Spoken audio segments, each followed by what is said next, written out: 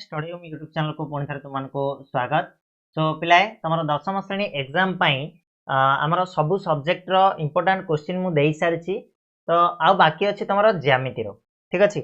तो ज्यामितिर तुमने जाच जे ज्यामितिर राइडर भी आसो उपपाद्य भी आसो ता सहित तुम जो रही त्रिकोणमिति परिमिति अंकन भी आसो ठीक अच्छे। तो आज भिडियो मुझे तुमको किसी इंपोर्टाट क्वेश्चन देवाई जाऊँगी कहार ना जो उपपाद्य तुम रही कौ उपपाद्य गुड़ाक तुमको पढ़ाई पड़ो इंपोर्टाट कौ उपपाद्य गुड़ाक पचार चांसेस कौ गुड़ाक से विषय में आज डिस्कस करवा ठीक बोले। ताले आरंभ करवा वीडियो को पूर्व जो चैनल नुआ अच्छ ताले सब्सक्राइब करनब और बेल नोटिफिकेशन को ऑन करके ऑल रे क्लिक करनब। तो प्रथमे मु तुम ये देखा बहीटा बही रे एठी मु जीवी प्रथमे उपपाद्य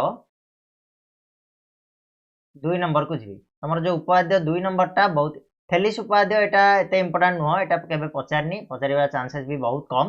तो तमे कम पढ़िबो ना 2 नंबर उपपाद्य टा टिके पढ़ि दबो ठीक अछि। उपपाद्य 2 जोडा रहला एक त्रिभुजर 2 बाहु को समानुपातिक रे अंतर विभाजन करथिबा रेखा उक्त त्रिभुजर तृतीय बाहु सह समांतर आ ये होची उपपाद्य 1 रो विपरीत। जब तमे एटा को मध्ये पढ़ि दोछ उपपाद्य 1 को मध्ये आराम रे कर दबो ठीक उल्टाटा यार विपरीत कथन रे तमे कर देई पारिबो ठीक अछि। तो उपपाद्य 2 तमरो इंपोर्टेंट रहिबो। नेक्स्ट तुम जीव उपपाद्य 6 को जीवा आमे ठीक अच्छे। इंपोर्टाट रहिबो तमर उपपाद्य 6 को जीवा पूर्व ए भितर तुम देख उपपाद्य 3 अच्छी एटा एते इंपोर्टाट नुह बट चाहिए तुम एटा को टिके देखिदेव माने देखिदेवा उचित एटा को टिके ठीक अच्छे। समय जदि पाउच देख ना कि एतेटा इंपोर्टाट नुह उपपाद्य 2टा किंतु निहाती तुमने पढ़ी जीव प्रैक्टिस करके जीव। तापर नेक्स्ट आसछि तमरो उपपाद्य 6 वेरी वेरी इंपोर्टेंट उपपाद्य 6टा को टिके भलो से देखिबो एटा तमरो एग्जाम रे आसीबार चांसेस रहउछि जे गोटे त्रिभुजर 2 बाहुर दैर्घ्य अन्य एक त्रिभुजर अनुरूप 2 बाहुर दैर्घ्य सह समानुपाती हेले बाहु मानकर अंतर्गत कोण दुईटी सर्वसम हेले त्रिभुज द्वय सदृश होवंती बोली एटा जो सादृश्यता रे तमरो आसी परिबो ठीक अछि। तो 2 3 और 6 को टिके भलो से देखि नबो। नेक्स्ट आमे जिबा उपपाद्य तमरो नेक्स्ट आसीबो जदि इंपोर्टेंट कहले 7 नंबर को एते इंपोर्टेंट नुह तुम गोटे रहिबो उपपाद्य 8 टा गोटे बहुत इंपोर्टेंट रहिबो उपपाद्य 8 को जीवी मु एटी तुम उपपाद्य 7 अच्छी एते इंपोर्टेंट नुह बट एटा बहुत छोटियाटे अच्छी। तो चाहिए जब तुम देखी देखी पढ़ब किसी असुविधा ना उपपाद्य 7 टा टिके छोटियाटा तुम आराम रे करि परिबो एटा को देखि दियो जदि टाइम पाउछ।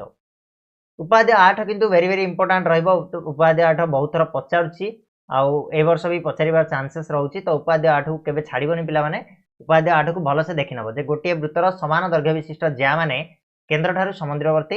ये बहुत ही इंपोर्टेंट वेरी वेरी इंपोर्टेंट मु कहबी भलो से देखिबो ठीक छोटोटा बहुत सहज भी रहिछि तो आकु छाड़िबोनी देखि नबो ठीक। नेक्स्ट प्रश्न जदि जिबा हमें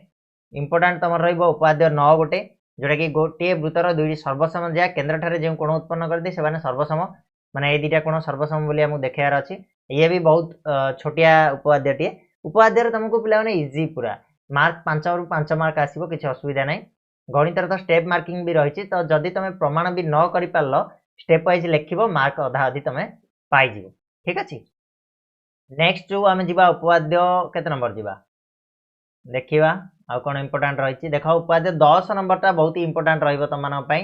जे गोटे वृत्तर दुईटी सर्वसम चाप सह संपृक्त ज्याद्वय मध्य सर्वसम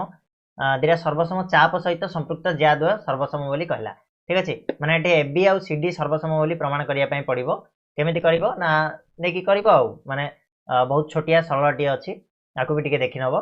उपपाद्य 11 वेरी वेरी इंपोर्टेंट रहिबो तम मानन पई उपपाद्य 11 कोड रहिछि देखो बहुत ही इंपोर्टेंट होची उपपाद्य 11 बहुत थर एग्जाम रे आसुची ए वर्ष भी आसीबार चांसेस रहिबो।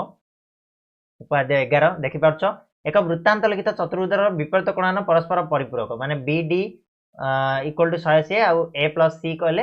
180 उपपाद्य 11 बहुत ही इंपोर्टेंट वेरी वेरी इंपोर्टेंट पिला माने मन रख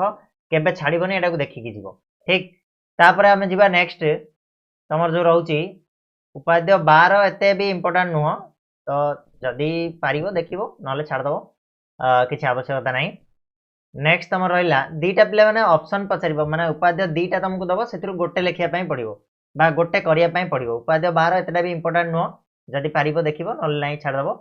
नेक्स्ट तुम रहा उपाध्याय 13 उपाध्याय 13 टाक देख पचारिनी के बट पचार चांसेस रोचे इंपोर्टाट क्वेश्चन गोटे वृत्तर बहिस्थ एक बिंदु उक्त वृत्त प्रति अंकित स्पर्श खंड द्वयर दैर्घ्य समान बहुत ही इजी माने 2 मिनिट समय लगे पचार कथा पचारे बहुत भल तुम देखी पड़ो ठीक अच्छे नेक्स्ट आउ गोटे जो इंपोर्टाट रहा उपाध्याय 14 रेरी वेरी इंपोर्टाट एक वृत्तर बहिस्थ कौन गोटे बिंदु पी दे वृत्त प्रति एक स्पर्श खंड पीटी एवं एक छेदक पीए भी अंकित हेले PA into PB equal to PT square very very important एटा जतिक उपाध्याय देख लो 11 नंबर आ 14 नंबर बारंबार तुम पुराना